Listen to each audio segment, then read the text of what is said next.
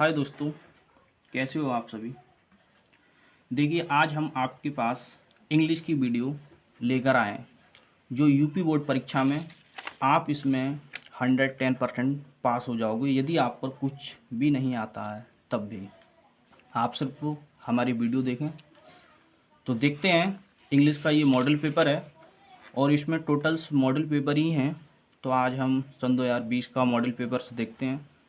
इसके अंदर ये दे रखा है कि ये फर्स्ट 15 मिनट्स आर एडोटेड, यानी कि ये कैंडिडेट्स के लिए पढ़ने के लिए होते हैं। इसके बाद ये इसमें क्या है कि पहला क्वेश्चन है कि this paper is divided into section A section B what the sections are compulsory. यानी इसमें दो सेक्शन में डिवाइड ये पेपर है और दोनों ही सेक्शन जो है आपको कंपलसरी करने हैं।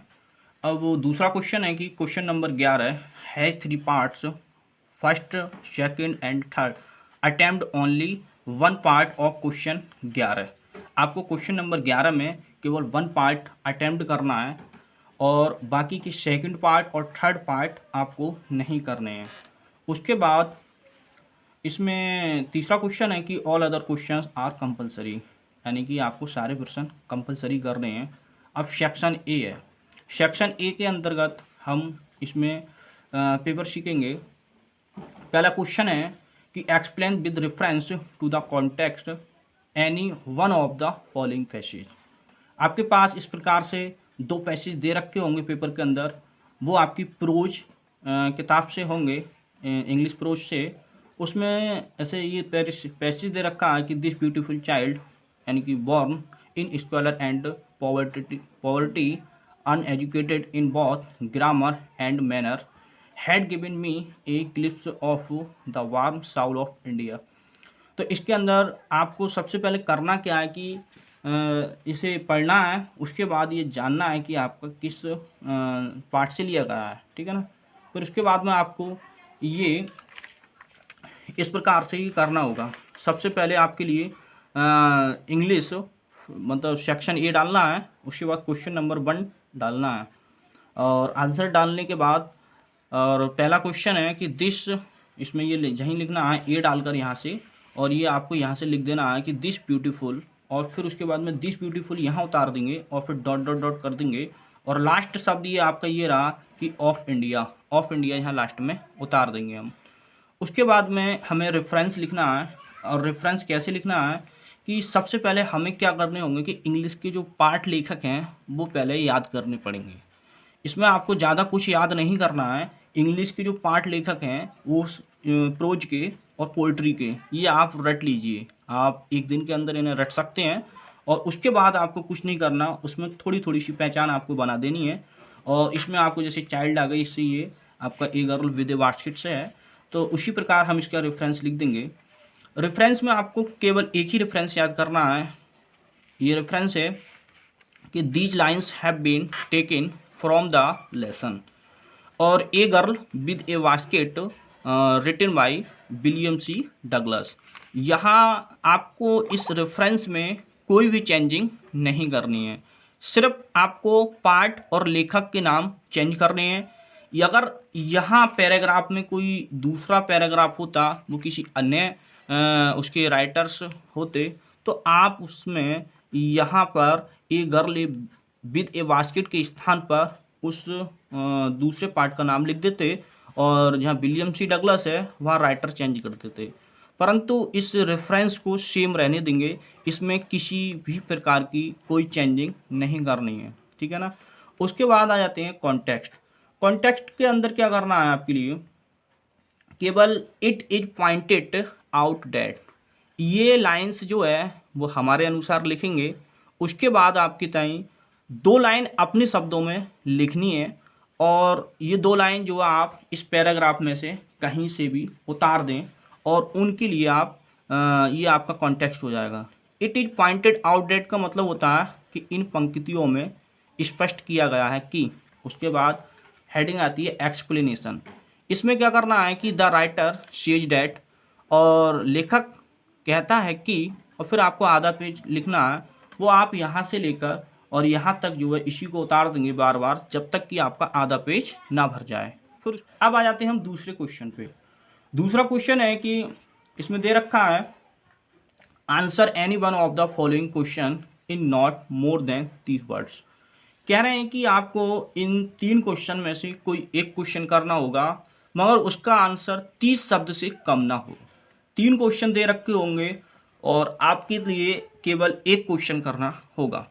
इसमें मान लीजिए कि आपको कोई क्वेश्चन याद नहीं है प्रोज के अंदर और फिर भी हम आपको एक ऐसा तरीका बताएंगे जिससे कि 4 नंबर के प्रश्न में आपको 2 नंबर देने के लिए एग्जामिनर मजबूर हो जाएगा।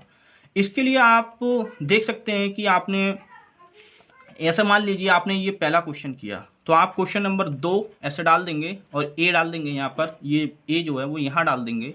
उसके बाद क्या करना है, आंसर डाल देंगे इसके बाद। और इस ए का आंसर हम लिखना दिखा रहे हैं, कैसे लिखेंगे कि इसमें लिख रहा है कि द गर्ल, इसमें लिखा है कि why did the girl not accept यानी कि मनी एज चैरिटी। इस क्वेश्चन का आंसर करना है आपको।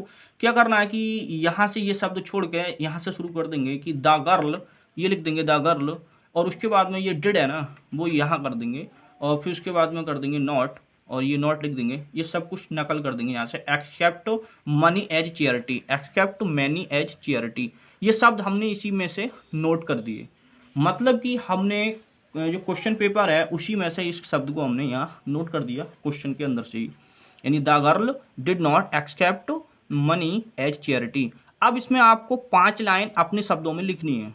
अब इसमें 5 लाइन आप कहाँ से लिखेंगे, इसमें देखो इस पैराग्राफ में से लिख सकते हैं, कुछ अपने तरफ से लिख सकते हैं। आपको 5 लाइन लिखनी है, ये आपका 4 नंबर का क्वेश्चन क्लियर हो जाएगा। पीछे अनसीन पैराग्राफ दे रखा है, आप यहाँ से कर सकते हैं, इस अनसीन पैराग्राफ से भी, इसमें ये जो अनसीन पैराग्राफ है इसमें से आप 5 लाइन लिख सकते हैं, कहीं से भी लिख दें और ये आपका क्वेश्चन पूरा हो जाएगा। क्वेश्चन नंबर 3 आ जाते हैं। इसमें क्या होते हैं कि fill in the blanks in the following sentence with the most.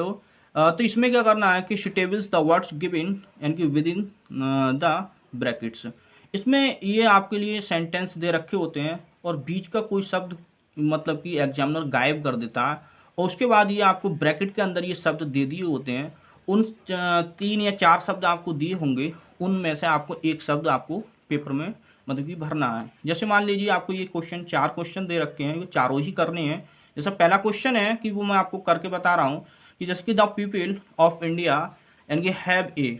तो आपको ये क्या करना है, पहले तो पूरा प्रश्न उतारना है ब्लैक पेन से, ए क्वेश्चन डाल के कि the people of India have a. अब उसके बाद में आपका इसमें देखो दे रखा है कि फॉर इंडिपेंडेंस, तो इसमें 4 शब्द दे दिए, होप, पैशंस, है ना, हेटर्ड। तो इसमें क्या करना है आपको, ग्रेटिट्यूड। इसमें क्या करना है आपको, पैशंस भरना है। तो the people of India have a यानी कि पैशंस फॉर इंडिपेंडेंस। इस प्रकार से आपने एक शब्द इसमें भर दिया इस लाइन में। पहले इसको यहाँ तक हमने नकल कर लिया यहाँ तक, और उसके बाद में ये 4 शब्द में से ये पैशंस हमने इसमें नीले पेन से भर दिया। इसी प्रकार से हम बी क्वेश्चन को भी ऐसे ही करेंगे और इन शब्दों 4 शब्द दे रखे हैं, बिल्ड यानी वेंड, बैग, बिंड, इसमें से एक शब्द यहाँ नीले पेन से हम भर देंगे। उसी प्रकार सी क्वेश्चन को भी हम ऐसे ही करेंगे और डी क्वेश्चन को भी इसी प्रकार करेंगे। इन 4 शब्दों में से कोई एक शब्द भर देंगे। यदि आपने याद कर रखे हैं तो अच्छा है, अगर याद नहीं किए हैं तो आप जो है इसे कोई अपने आइडिया से भी भर सकते हैं, जिससे भी आपसे मतलब 4 में से 2 क्वेश्चन तो सही हो ही सकते हैं, ठीक है ना। अब क्वेश्चन नंबर 4 पे आते हैं। क्वेश्चन नंबर 4 क्या है, जैसे ये क्वेश्चन तो आप समझ ही गए होंगे क्वेश्चन नंबर 3 को। अब क्वेश्चन नंबर 4 पे आ जाते हैं। क्वेश्चन नंबर 4 जो है इसमें क्या दे रखा है कि answer any one of the following question in about 75 words. परंतु ये क्वेश्चन सन 2021 में जो एग्जाम होगा इसमें आपको ये क्वेश्चन नहीं आएगा। ये आपका मर्चेंट ऑफ वेनिस से दे रखा है। ये क्वेश्चन चौथा क्वेश्चन इस साल नहीं आएगा, तो इसलिए सन 2021 में नहीं आएगा, वरना हर साल आता था। ये आपका मर्चेंट ऑफ वेनिस से कोविड-19 के कारण ये सिलेबस से हटा दिया गया। अब आपका नेक्स्ट क्वेश्चन आ जाते हैं कि आपका 5वां क्वेश्चन है कि answer any 2 of the following question in about 30 words each. यानी कि आपको 2 क्वेश्चन करने होंगे और आपको 3 क्वेश्चन आपको दे रखे होंगे। इसमें 3 क्वेश्चन कौन से होंगे, ये आपके शॉर्ट स्टोरीज से होंगे, ठीक है ना। 3 क्वेश्चन में से 2 करने होंगे। जैसे कैसे करने होंगे हम आपको बता रहे हैं। आपने बेशक क्वेश्चन याद नहीं किया है, फिर भी हम आपको एक ऐसा तरीका बताएंगे जिससे आप इस क्वेश्चन को यानी कि पूरा सॉल्व करेंगे, तो आपको ये 8 नंबर के क्वेश्चन में आपके लिए ये मतलब कि 6 नंबर जरूर मिल सकते हैं, ठीक है ना। तो आपको क्या करना है, जैसे आप मान लीजिए आपने बी क्वेश्चन किया, बी क्वेश्चन में क्या है, इसमें देखो ये क्वेश्चन दे रखा है कि व्हाट थ्रॉट्स यानी कि ट्रबल्ड शंकु आफ्टर कॉमिटिंग द थेफ्ट। तो इसे थेफ्ट इसमें मतलब चोरी करना, इसमें क्या बताया है, तो इसमें आपको करना क्या है कि देखो ऐसे क्वेश्चन नंबर 5 डाल देंगे और 5 डाल के फिर बी डाल दिया हमने, तो बी डाल दिया हमने ये देखो। अब उसके बाद में हमें इसमें आंसर डालना है और उसके बाद में लिखना है कि ये देखो शंकु है ना, यहाँ से लिखना है कि शंकु, तो ये शंकु लिख दिया, थ्रॉट्स ट्रबल्ड, तो थ्रॉट्स ट्रबल्ड, और फिर यहाँ से ही नकल कर देंगे कि आफ्टर कॉमिटिंग द थेफ्ट, तो ये जहाँ मैंने कर दिया कि Shanku throats troubled after committing the theft. फिर इसमें आपको 4 लाइन अपने शब्दों में करनी है। 4 लाइन अपने शब्दों में करने के लिए आपको या तो आप खुद कर सकते हैं या आप किसी पैराग्राफ से नकल कर दें इसमें, ठीक है ना। तो ये आपका क्वेश्चन 5वां क्वेश्चन भी इसी प्रकार मतलब शॉर्ट स्टोरीज से जो है हल हो जाएगा। और अब उसके बाद में हम आते हैं छठे क्वेश्चन के अंदर। ये छठे क्वेश्चन आपको 2 क्वेश्चन कर रहे हैं इसके अंदर, जैसे पहला क्वेश्चन बी क्वेश्चन मैंने करके दिखाया, ऐसे ही आपको सी करना होगा, ठीक है ना। तो कोई आप 3 में से 2 क्वेश्चन कर लें, शॉर्ट स्टोरी की होंगे ये, ठीक है ना। अब क्वेश्चन नंबर 6 पर आते हैं। 6 में क्या दे रखा है कि explain with reference to the context any one of the following extract. आपको इसमें पोइट्री के ये क्वेश्चन होंगे, इसमें से आपके लिए कोई 2 पैसेज दे रखे होंगे। 2 पैसेज में क्या करना होगा कि जैसे मान लीजिए ये 2 पैसेज दे रखे हैं कि ए पैसेज में दे रखा है कि what a smooth and satisfied mind, gentle thoughts and clean desires, ठीक है ना, hearts with the equal love the कमाइंड्स, कैंडल्स नेवर्स डाइंग फायर्स, और where these are not I despise lovely cheeks और लिप्स और आइज। इस प्रकार से आपने इसको पढ़ा, तो इसमें क्या है कि ये आपका यानी कि मुझसे है, इसके लिए आपने पहले इसको पढ़ना है, फिर आपके ताई इसमें पहचान देखनी है कि आपकी पहचान क्या है। जब आपने पोइट्री को पार्ट लेकर याद कर रखे होंगे तो थोड़ी थोड़ी सी आप इसमें पहचान बना दें, जैसे इसमें लवली चीक्स का आ गया तो आपका ट्रिब्यूटी से है, ठीक है ना। तो ये द ट्रिब्यूटी है इसके पार्ट लेकर। तो आपको क्या करना है कि इस प्रकार से क्वेश्चन नंबर 6 डाल देना है, और क्वेश्चन नंबर 6 डालकर आपके लिए इसमें शुरू का शब्द, ये शुरू का शब्द है जैसे कि व्हाट ए स्मूथ, तो व्हाट ए स्मूथ डाल देंगे, फिर डॉट डॉट डॉट कर देंगे, और आइज ये लास्ट ये शब्द है यहाँ देखो, और आइज ये पैराग्राफ का अंतिम शब्द है, तो वह हम यहाँ लिख देंगे। उसके बाद हमें क्या करना होगा कि रेफरेंस करना है, ठीक है ना। रेफरेंस क्या होगा कि इसका संदर्भ करना है, ठीक है ना। और कॉन्टेक्स्ट होता है प्रसंग, और एक्सप्लेनेशन मानी होता है व्याख्या। इसी प्रकार हमें क्या करना है इसका रेफरेंस, तो रेफरेंस आपका वही रहेगा जो हमने प्रोज का किया था। इसमें कर देंगे these lines have been taken from the poem और द ट्रिब्यूटी, और यहाँ पर वहाँ रिटन किया था, बस यहाँ एक चेंजिंग करनी है आपको, कंपोज्ड करना है, और फिर बाई और थॉमस कैरियो, इसके राइटर हैं थॉमस कैरियो। मान लीजिए आपका ये पैराग्राफ ना करके कोई आप दूसरा पैराग्राफ करते, ऐसे नहीं करते, तो आपकी यहाँ जो आपके मतलब पोयम है उसका नाम और पोइट का नाम चेंज कर देते हैं, बस बाकी आपकी ये लाइन्स हैं वो वही रहेंगी रेफरेंस की। उसके बाद हम करते हैं कॉन्टेक्स्ट, इसका मतलब होता है प्रसंग। इसमें क्या करना है, it is pointed out that, इन पंक्तियों में स्पष्ट किया गया है कि, अब इसको आपको 2 लाइन पैराग्राफ में से ही उतार दो, इसमें मतलब आपको 2 लाइन इसी में से आपको यहाँ लिख देनी है अपने शब्दों में, वो आप यहीं से कर देंगे, और उसके बाद में ये आपकी ये कॉन्टेक्स्ट हो जाएगा। फिर करना है आपको एक्सप्लेनेशन, इसमें करना है कि द पोएट सेज डैट, ठीक है ना, तो इसमें आधा पेज भर देंगे अपने शब्दों में, आप यहीं से लेकर और यहाँ तक आप नकल उतार दें इसमें, ये आपका आधा पेज हो जाएगा, ठीक है ना। फिर उसके बाद में हम इसमें आधा पेज कर देंगे, ये क्वेश्चन हमारा खत्म हो जाता है, ये इस साल 10 नंबर का क्वेश्चन आएगा, तो ये पोइट्री का प्रश्न खत्म हो जाता है। फिर आ जाते हैं हम अगली नेक्स्ट क्वेश्चन पे। सिर्फ आपको पार्ट लेकर याद करने हैं, वो आप याद कर लें अच्छे से, और फिर उसके बाद में आपको कुछ नहीं करना, आप 110% पास हो जाओगे, आपको इसमें कोई डाउट नहीं है, ठीक है ना। उसके बाद आता है क्वेश्चन नंबर 7। क्वेश्चन नंबर 7 में क्या करना है आपको कि right the centre idea of the, बताते हैं कि right the centre idea of any one of the following poems. आपको 3 पोएम दे रखे होंगे, और 3 पोएम से आपके लिए एक सेंटर आइडिया करना होगा, ठीक है ना।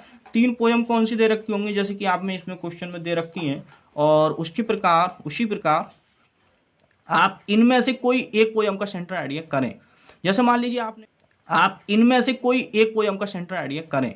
जैसे मान लीजिए आपने माई हेवन का किया, तो आप यहाँ बी डाल दें और माई हेवन ऊपर डाल दें, ठीक है ना। फिर उसके बाद में आपको ये लाइन मेरे तरफ से रट लेनी होगी, आप किसी कॉपी के अंदर लिख लें कि in the centre idea of the poem और my heaven composed by Rabindranath Tagore, ठीक है ना। ये आपके ताई लिखनी पड़ेगी। अगर मान लीजिए आप इसका करेंगे एलिमेंट का, तो यहाँ एलिमेंट लिख देंगे, इसके राइटर का नाम चेंज कर देंगे और पीबी शैली इसके राइटर का नाम लिख देंगे। अर्थात आप किसी का भी करें सेंटर आइडिया, सिर्फ ये लाइन आपकी सेम रहेगी, इन the centre idea of the poem, और उसके बाद में ये चैप्टर, ये नाम है वो चेंज हो जाएंगे अगर आप किसी और पोयम का करते हैं जब, ठीक है ना। तो आपका 7वां क्वेश्चन सेंटर आइडिया यहीं से हो जाएगा और आपको याद करने की ज़रूरत नहीं है, आप इस लाइन को रट लें और बाकी का आधा पेज अपने शब्दों में लिख दें।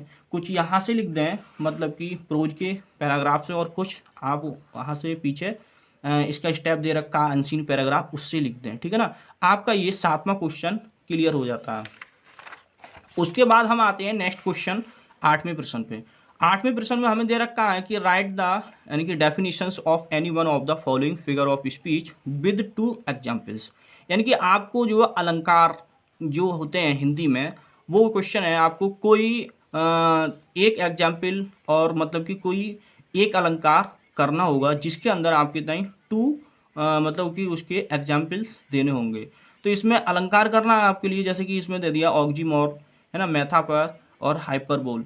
इसमें से कोई 3 में से एक कर दें। जैसे कि आपने मेथाफर किया, ठीक है ना, तो मेथाफर किया तो इस प्रश्न में तो आप पहले तो इसकी डेफिनेशन लिखें। डेफिनेशन कैसे लिखनी होगी आपके लिए, क्वेश्चन नंबर 8 में हमें डेफिनेशन करनी है इसमें, और ये जहाँ से मेथाफर है ये वो यहाँ लिख देंगे हम, और उसके बाद इसकी डेफिनेशन कर देंगे। और डेफिनेशन इसकी हमें याद होनी चाहिए तभी हम कर सकते हैं।